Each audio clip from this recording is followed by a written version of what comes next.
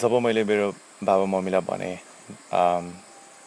म गे हो भनेर मलाई त डर लागेको थिएन।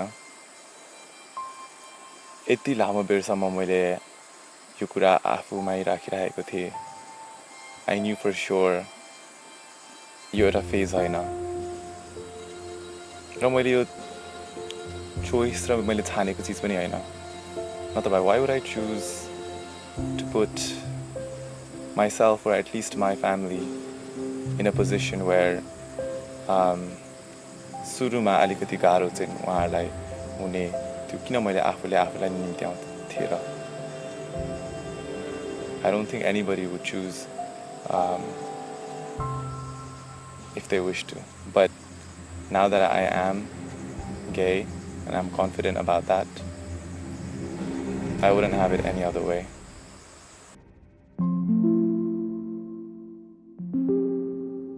There is a point in life where you have to put yourself first. And when I told my parents, that is when I put myself first. You know, they cried. And they cried from different angles. From one side, त्यो एउटा सपना छोरा बुहारी हुने, सन्तान अगाडि बढाउने भन्ने एउटा सपना भत्किँदै गयो।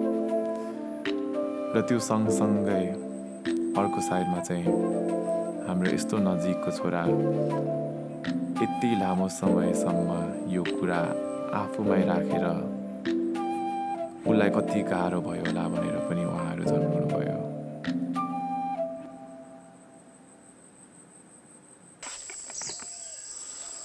So मलाई I never felt it was necessary to come out क्या। सबैजनालाई म के हो, म कस्ता मन पराउँछु भनेर त्यो भन्ने जरुरी थिएन जस्तो लाग्छ। र it's down to everyone to make that decision आफूले कसलाई भन्ने and how comfortable you are। तर जबसम्म लाग्छ मलाई मेरो एउटा एक किसिमको एउटा प्लेटफर्म छ अनि सोच्दै गर्दाखेरि यो मेरो कहानी मात्र होइन तर यो एउटा मेरो जिम्मेवार पनि रहेछ। मैले अरूहरूलाई बताएर एक किसिम अरूहरूको यात्रालाई के हदसम्म सजिलो पनि बनाइदिन सक्छु होला भन्ने नै मैले सोचेँ। त्यही भएर नै हो यो भिडियो म बनाउने एउटा निर्णय गरेको। नत्र भए सायद मैले गर्दिनँ नै थियो होला।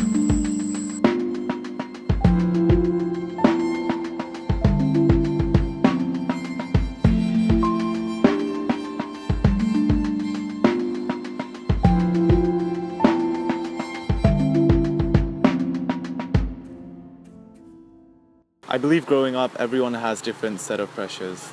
मलाई मेरो sexuality, who I like and who I love, त्यस्तो त्यति धेरै मलाई pressure या tension त लाइफमा लिएन। तर a lot of people know me as a blogger, Lex Limbu भनेर। अनि त्यसमा चाहिँ मलाई धेरै pressure feel भयो नै। जे कुरा मैले एउटा hobby जस्तो गरेर सुरु गरेँ, I felt that became a huge responsibility as I grew up. मान्छेहरूको अगाडि कसरी बिहेभ गर्न, कसरी आफूलाई एउटा राम्रो पोजिसनमा राख्नको लागि चाहिँ मैले धेरै सोच्न र ध्यान दिनुपर्ने नै भएको थियो। र मलाई लाग्छ कतिपयबाट मैले धेरै प्रेसर पनि फिल गरेँ। उहाँहरूबाट एक्सपेक्टेशन्स बढी आयो जस्तो लाग्यो। And at times I felt, would I be able to deliver? Would I be able to be the person that they expect me to be? That always made me doubt myself, my abilities. And at times that made me afraid of doing something, of tackling a new responsibility because I felt worried about failure. And to me, I think that's like been the biggest struggle in my life. But I know for other people, their orientation and coming to terms with who they are and who they love will be a big part of their life, a big challenge for them to overcome as well. And I know along the lines that there are so many other LGBTIQ people who see me and who know me as Lex Limbu, and they want me to be a bigger voice, a much more visible presence as a blogger, because they know that through my platform I can raise voice and I can inform so many more other people. So that's why I'm utilizing this moment and using my platform to talk about my story in hope that this does not only communicate to the LGBTIQ population, but to so many other friends, followers all over the world, Nepalis, non-Nepalis. Most parents-ले आफ्नो छोरा या छोरी gay हो भनेर सायद उहाँहरू दुःख मान्नुहुन्छ होला, तर मलाई चाहिँ अहिलेसम्म भन्नुपर्दाखेरि मलाई दुःख लागेको छैन. I'm a strong person, and to have myself so visible and out in the public requires a lot of strength. जुन चाहिँ सायद मेरो बाबा र मम्मीहरूले देख्नु भएको छैन होला, र उहाँहरू डराउनु भइरहेछ यो समयमा के हुने हो, भविष्यमा के हुन्छ यसलाई भनेर. तर जुन चाहिँ स्ट्रेङ्थ मसँग छ, I can only hope that I can pass it to my parents, because I know that for them it's going to be a struggle. जब मैले तपाईहरुलाई बताए हैन म के हो भनेर, त्यति बेला तपाईहरुलाई like how did you feel भन्नु न? मलाई त्यो बेला अब जुन बेला तिमीले हामीलाई मलाई र बोथ अफ बाबा आमालाई सुनाएको बेलामा हामी बाबु आमासँगै थियौँ, तर अहिले तिम्रो बाबु यहाँ हाम्रो साथमा हुनुहुन्न. तर जुन बेला तिमीले सुनायौ जुन कुरा, हामीले सुन्यौँ जुन कुरा, तर त्यो सुनाउनु पनि धेरै सजिलो थिएन र सुन्नु पनि धेरै सजिलो थिएन. दुवैजना आमा छोरा बाउलाई सर्टेन एकदम सरप्राइज र कठिनाइ भए जस्तो पनि फिल हामीलाई भयो. आशा सायद छोरालाई पनि तिमीलाई पनि त्यस्तो भयो होला. तर हामीले सुनेर त्यसलाई हामीले पत्नु सक्नु पर्यो. र यो अहिलेको समय भनेको यो यस्तो हो कि अब हामीले धेरै कुरा बुझेर अघि पनि बढ्नुपर्छ. पछाडि फर्केर हेर्नुभन्दा हामी अगाडि नै जाने कोसिस गर्नुपर्छ. त्यसले गर्दाखेरि यो 21औं शताब्दीमा म एउटा आमा भएर तिमीलाई मैले छोरा पाएँ र म खुसी छु. र अझै पनि म खुसी छु र हामी खुसी छौँ. तिम्रो बाउ आमा हामी जुन दिनको कुरा सुनायौ हामी खुसी छौँ र खुसी हुनु पनि पर्छ कि किनभने हामीले जति अप्ठ्यारो बाटोहरू अपनायौँ र हामीलाई पनि अप्ठ्यारो हुन्छ र तिमीलाई पनि भविष्यमा झन् अप्ठ्यारो हुन्छ. भविष्यमा आउने जेनेरेसनहरूको लागि पनि हामी केही गर्नु छ भने म जस्तो एउटा आमाले तिमीलाई मैले पाएँ छोरा, तर मैले पनि एकदम इन्करेज गरेर म अघि बढ्नुपर्छ जस्तो मलाई लाग्छ. र आशा छ भविष्यमा छोराले पनि तिमी छोराले एकदम धैर्यसँग र सङ्घर्षपूर्ण अघि बढ्नु. त्यहाँ के अरे एक दिन तिमीले सोचेको पुग्नेछ जहाँसम्म मलाई त्यस्तो के अरे हामी बाउ आमालाई एकदम विश्वास लागिराखेको छ. Oh, thank you so much.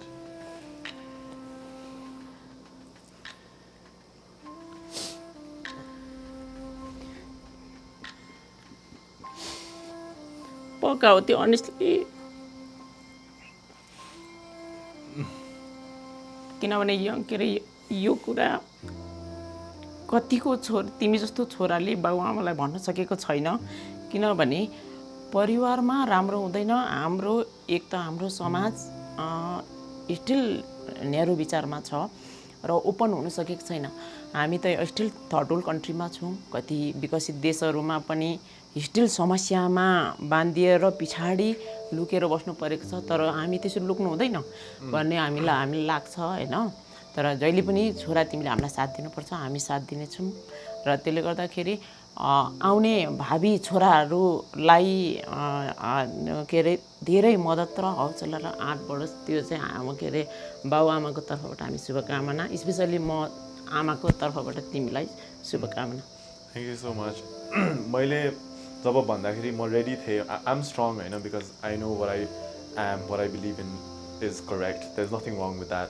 तर जब मैले भन्दाखेरि मलाई लागेको थियो केही नराम्रो भयो भने ठिकै छ हैन, म आफ्नै बाटो खोजेर आफ्नै बाटो बनाएर इफ आई हेभ टु घर छाडेर जानु पर्यो भने म छाडेर जान तयार छु भनेर त्यस्तो एउटा प्लान बी नै बनाइसकेको थिएँ. तर तपाईहरूले जसरी मलाई मेरो कुरा सुनिदिनु भयो, बुझिदिनु भयो, त्यो त मैले कहिले पनि सोचेको थिइनँ. मलाई लागेको थियो अलिकति गाह्रो त हुन्छ नै भनेर. तर अलिकति सरप्राइज हुनुभयो. 1-2 दिन 2-3 दिन हामी धेरै गफ गऱ्यौँ. के छ अब अगाडि जाने कस्तो बाटो छ भविष्यमा के हुन्छ भनेर धेरै त्यसको लाइक बहस नै भयो भनौँ न तर राम्रोसित बहस भयो त्यही भएर नै अहिले हामी यहाँ सबै सँगै बसेर कुरा गर्न मिलेको छ बाबा अभियसली अहिले यहाँ हुनुहुन्न तर पनि आई नो द्याट तिम्रो बाबाले फुल सपोर्ट गरिराखेको छ त्यसमा तिमी खुसी हुनुपर्छ सानो मन गर्ने कुरै छैन एन्ड आई थिङ्क मैले सोचेको भन्दा मैले धेरै पाएँ एन्ड आई थिङ्क तपाईँहरू बाबा मम्मीहरू भएर पनि you know you guys have done I know that it's very difficult for you guys र आउने दिनमा मान्छेले धेरै चिन्नुहुन्छ तपाईँहरूलाई आफन्त धेरै छन् उहाँहरूले कुरा गर्नुहोला त्यस्तो बेलामा म यहीँ छु हैन and I'll be with you and I'll try to support you as much as possible as well. Okay, thank you.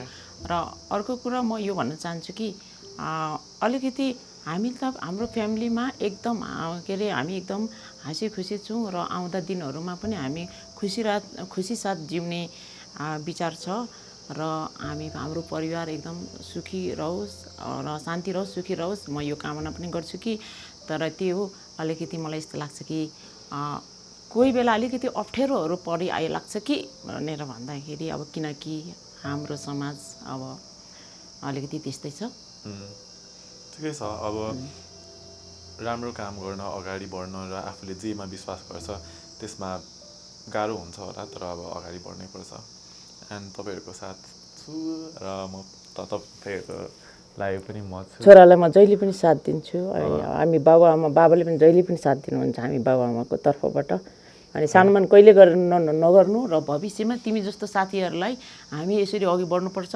र बाबुआमालाई पनि उहाँहरूले भन्न सक्नुपर्छ एक्लो नहुन् कहिले पनि त्यो छोराहरू बाबुआमाको साथ सपोर्ट एकअर्कामा दुःख सुख सेयर गर्दाखेरि मात्रै क्वाइट इजी हुन्छ जस्तो लाग्छ होइन किनभने तिमी आज तिमीले जुन दिन भन्यौ त्यो दिन हामीलाई फेरि यस्तो भयो कि बाबा र मलाई यो कुरो हाम्रो छोराले हामीलाई अगाडि बढ्नु पर्थ्यो किनकि उसलाई कति टाइट भएर कति कस्तो मनमा खुल्दुली एउटा हुन्छ नि एउटा कुलको के अरे मनमा उसलाई कति पीर कस्तो के भएर बसेको थियो होला कसरी सुनाउँ मैले कसरी यो वर्ड्स मेरो मुखबाट मैले फक्कर्ने के अरे आमालाई मैले सुनाउनु बाउलाई सुनाउनु भन्ने लागेको थियो होला तर लागेको थियो कि जुन हामीले सुन्यौँ तर यो ढिलो गर्यो छोराले अगाडि भन्नु पर्थ्यो हामी खुल्ला हामी तिमीलाई माया गर्नेवाला छौँ अरूको हामीलाई मतलब छैन किनभने हाम्रो समाज भन्ने कुरो त्यस्तै हो समाजलाई चाहिँ हामीले चाहिँ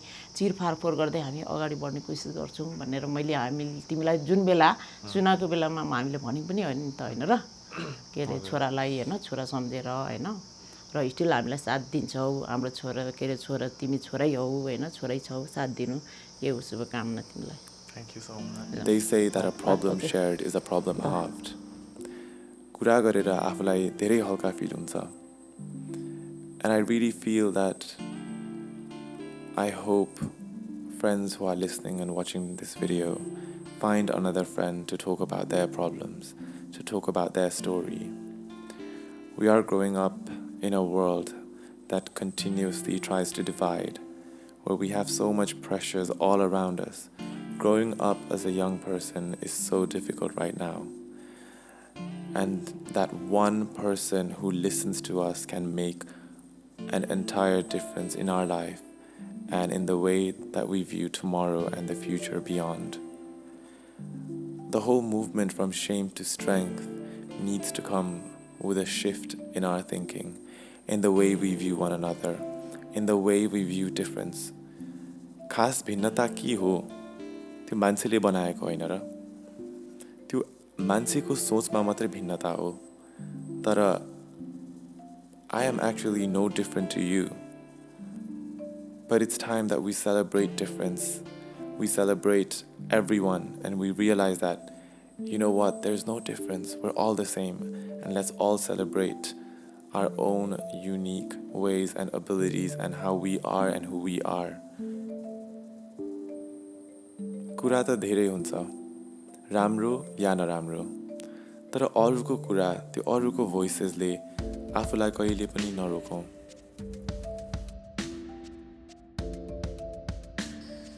I'm 25. I'm the most confident I have ever been. Many know me as Lex Limbu, personally, professionally. I'm a brother, friend, son, and I'm gay. so what? And I don't want this to just be one label and the only label to define who I am. Life, I feel like, has yet to start. And I want there to be so many different labels and so many different things for people to know me by. And this strength was not always there. But this strength, I know I have to pass it on to my parents now. Because there might be difficult days ahead for them. समाजको अगाडि, साथीभाइ आफन्त छिमेकीको अगाडि यो एउटा शेमबाट strength बनाउनको लागि चाहिँ I am fully going to be there. And I hope that me sharing my story will be an example to so many other people, to not just young people, to also to family members, parents, relatives,